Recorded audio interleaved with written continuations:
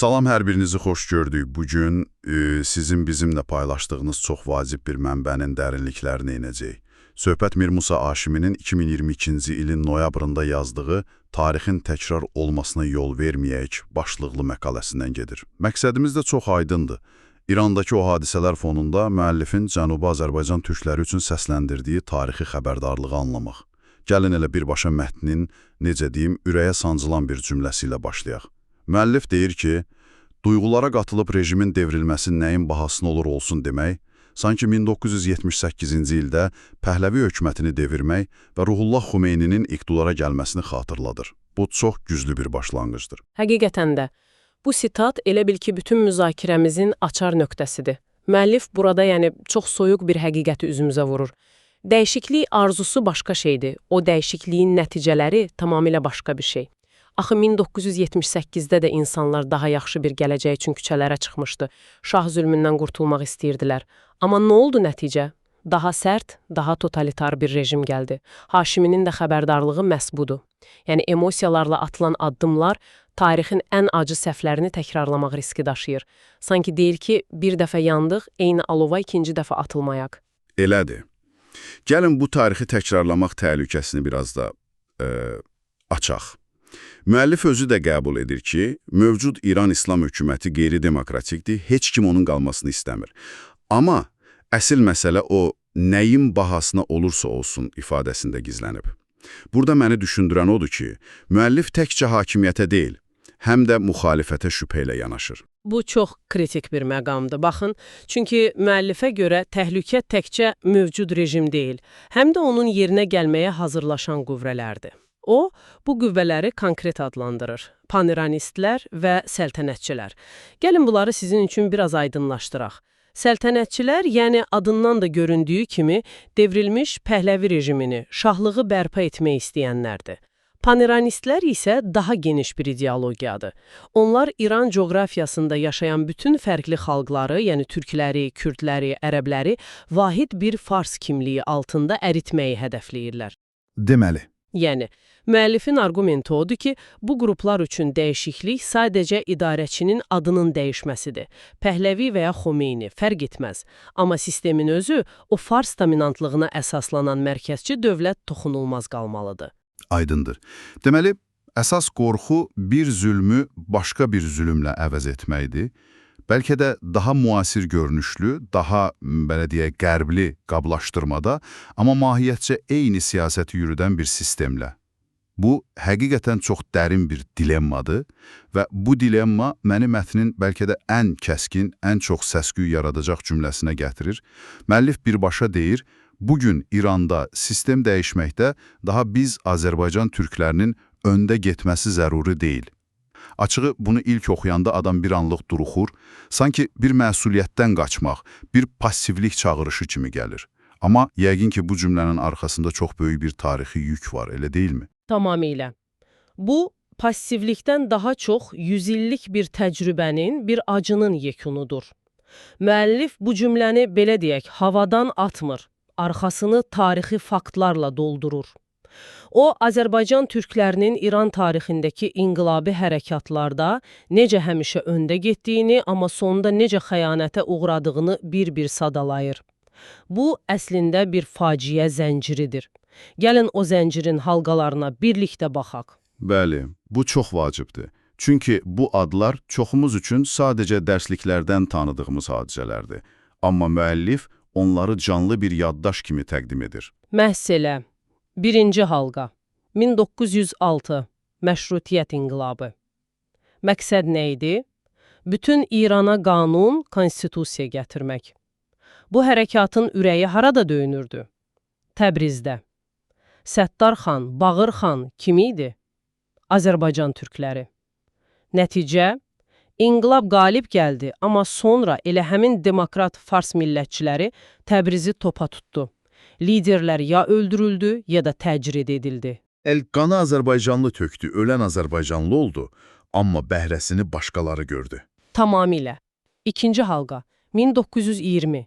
Şeyx Məhəmməd Xiyabaninin Azadistan hərəkatı. Məqsəd muxtariyyət idi, özünü idarə. Nəticə? Mərkəzi Tehran hökuməti tərəfindən amansızcasına yatırıldı, xiyabani qətlə yetirildi. Və yəqin ki, ən ağırlı təcrübə 1945-də yaşanıb. Şübhəsiz. Üçüncü və ən travmatik halqa. 1945 Mircəfər Pişəvərinin rəhbərliyi ilə qurulan Azərbaycan Milli Hökuməti. Cəmi bir il yaşadı. Amma o bir ildən nələr edilmədi ki? Azərbaycan türkçəsi rəsmi dil oldu, məktəblər açıldı, universitet quruldu, hətta qadınlara səs vermə hüququ verildi. Bu, müasir bir cəmiyyət qurmaq cəhdi idi. Bəs nəticə? Nəticə o oldu ki, Tehran ordusu Təbrizə girdi. Minlərlə insan edam edildi, həbs olundu və ən dəhşətlisi, türk dilində olan kitablar tonqallarda yandırıldı. Bu sadəcə siyasi bir məğlubiyyət deyildi, bu bir mədəni soyqırım idi. Və nəhayət, 4-cü halqa, 1979 İslam İnqilabı. Yenə Azərbaycanlılar ön sıralardaydı, amma inqilabdan dərhal sonra onların hüquqlarını tələb edən hərəkatlar darmadağın edildi. Deməli, müəllifin o kəskin iddiası, yəni hər zaman Azərbaycanlıların azadlığını məhv edən İran demokratları olmuşdur iddiası məhz bu 4 hadisənin acı yekunudur.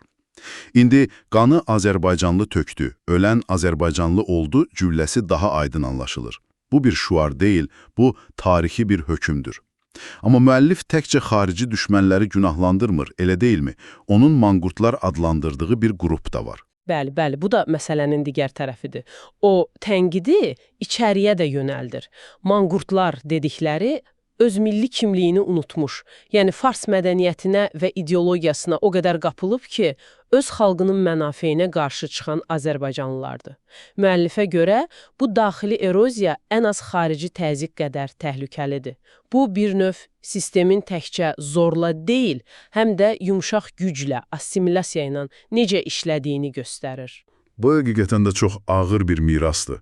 İnsan istər-istəməz düşünür, əgər keçmişdəki bütün yollar eyni divara çıxıbsa, müəllifə görə yeni bir yol varmı? Yoxsa bu bir çıxılmaz vəziyyətdir? Çünki o, bütün bu fəlakətli mənzərəni təsvir edir, amma sonra mövcud vəziyyəti tarixi fürsət adlandırır. Bu necə ola bilər? Fəlakət necə fürsətə çevrilə bilər? Baxın, fürsət məhz köhnə yolların hamısının bağlandığını anlamaqdadır. Müəllifin strategiyası da elə buradan başlayır. O, federal demokratik quruluş kimi qulağa xoş gələn, amma mahiyyətcə köhnə sistemi qoruyan ideyaları qətiyyətlə rədd edir. Onun fikrincə, bu sadəcə bir illüziyadır. Azərbaycanlıları və digər xalqları yenidən fars mərkəzli bir sistemin orbitində saxlamaq üçün atılmış bir yemdir. Onun təklif etdiyi yeni yol köhnə çərçivələrin tamamilə sındırılmasıdır. Və bu sındırma dediyiniz nədir? Yəni, konkret olaraq nəyi nəzərdə tutur? Bu, sadəcə siyasi bir təklif deyil, bu psixoloji bir sədd aşmaq çağırışıdır. Müəllif deyir ki, 10 illərdir davam edən İran daxilində hüquqlarımızı alaq düşüncəsi özü bir tələdir. Əsl inqilab bu çərçivəni qırmaqla başlayır. Onun əsl çağırışı İran adlı tabunu sındırmaqdır. Tabunu sındırmaq. Bəli. Yəni, müstəqillik ideyasını bir borxu, bir pıçıltı obyekti olmaqdan çıxarıb, açıq, qürurlu və legitim bir müzakirə mövzusuna çevirmək, bu, bütün oyunun qaydalarını dəyişən bir fikirdir. Müzakirəni muxtariyyətdən müstəqilliyə daşımaq. Bu çox cəsarətli bir mövqedir. Bütün tabuları qırmaq. Bəs bu ideyanın həyata keçirilməsində liderlik, idarə etmə məsələsinə necə baxır? Çünki bu tip radikal hərəkatlarda liderlik həlledici olur. Bu da onun strategiyasının ikinci vacib sütunudur. O, xaricdən, yəni mühacirətdən hərəkata rəhbərlik etmək cəhdlərini çox sərt tənqid edir. Argumenti sadədir. Xaricdə oturan bir insan içəridəki real vəziyyəti, o gündəlik təhlükələri, xalqın psixologiyasını tam anlaya bilməz. Verilən qərarlar yerli reallıqlara uyğun olmalıdır. Ona görə də hərəkatın beyni, ürəyi və qərar mərkəzi Cənubi Azərbaycanın özündə olmalıdır. Buna konkret bir sübutu varmı? Yəni, daxildəki potensialın bu qədər güclü olduğuna dair. Bəli, var. Və bu, çox güclü bir sübutdur. İkinci Qarabağ müharibəsi zamanı Cənubi Azərbaycanda baş verən kütləvi dəstək nümayişləri. Baxın, heç bir xarici qüvvənin çağırışı olmadan, heç bir mərkəzi komitənin qərarı olmadan insanlar öz təşəbbüsləri ilə küçələrə çıxdılar. Tehrandan tutmuş, Təbrizə, Ərdəbilə, Culfaya qədər hər yerdə eyni şüarlar səsləndi. Aha, bu çox güclü bir arqumentdir. Bəli, bu xalqın daxili, orqanik bir gücə sahib olduğunu və öz qərarlarını özünün verə bildiyini göstərən ən bariz nümunə idi. Müəllifə görə gələcək strategiyada məhz bu daxili dinamikaya əsaslanmalıdır. Xaricdəki fəallar ancaq dəstək ola bilər, amma sükanı ələ almağa çalışmamalıdırlar. Müzakirəmizin sonuna doğru gəlirik və mətndə məni ən çox təsirləndirən fəlsəfi bir məqam var. Müəllif tarix sözünün kökünə gedir. Bu sadəcə bir təhlildən daha çox bir növ mənəvi vəsiyyət kimidir. Məhz elədi. Bu, onun bütün arqumentlərini bir nöqtədə cəmləyən, möhürləyən bir fikirdir. O qeyd edir ki, tarix sözü ərəbcə keçmiş təcrübə deməkdir. Sonra isə o vurucu zərbəni endirir, təcrübə bir daha təkrar olunursa buna artıq səhv demirlər. Buna xəyanət deyərlər. Çox güclü ifadədir. İnanılmaz dərəcədə güclüdür. Yəni, babalarının hansı səhvlərə yol verdiyini, hansı xəyanətlərlə üzləşdiyini bilə-bilə, eyni yolla gedib eyni nəticəni almaq sadəcə siyasi bir səhv deyil. Bu, həm o qurban gedən nəsillərin ruhuna, həm də gələcək nəsillərin taleyinə qarşı mənəvi bir xəyanətdir. Və bu mənəvi məsuliyyət hissi ilə də o birbaşa xalqına müraciət edir.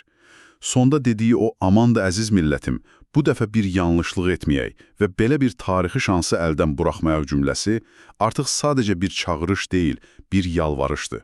Bütün o tarixi yükün, o acı təcrübələrin çiyinlərə qoyduğu bir ağırlıqla səslənən bir nidadır. Bəli, bu həm bir yalvarış, həm də bir səfərbərlik çağırışıdır. Keçmişin dərslərini unutmayın, eyni təllərə düşməyin və qarşınıza çıxan bu fürsəti, yəni köhnə sistemin laxladığı bu anı düzgün dəyərləndirin. Mesaj budur. Onun üçün Cənubi Azərbaycanın gələcəyi Fars mərkəzli İrana bir daha qurban verilməməlidir. Öz müqəddəratını təyin etməklə qurulmalıdır. Bütün təhlil bu nəticəyə gəlib çıxır. Beləliklə bu təhlili yekunlaşdırsaq, Mir Musa Haşiminin məqaləsi sadəcə bu rejim getsin demir. O, bu rejim gedəndən sonra nə gələcək və biz bu prosesdə özümüzü necə qorumalıyıq sualını soruşur. Cavabı isə keçmişin acı dərslərindən keçir. Fədakarlıq etmək yox, ağıllı strategiya qurmaq. Öndə getmək yox, öz yolunu cızmaq. Və bu bizi sizin üçün çox vacib bir düşüncəyə gətirir. Müəllif tarixi təcrübəni bilə-bilə təkrarlamağı xəyanət adlandırır. Bu çox dərin bir fikirdir və bu məsələ vacib bir sual ortaya qoyur. İstər sizin şəxsi həyatınızda, istərsə də aid olduğunuz cəmiyyətin xalqı müstəvisində.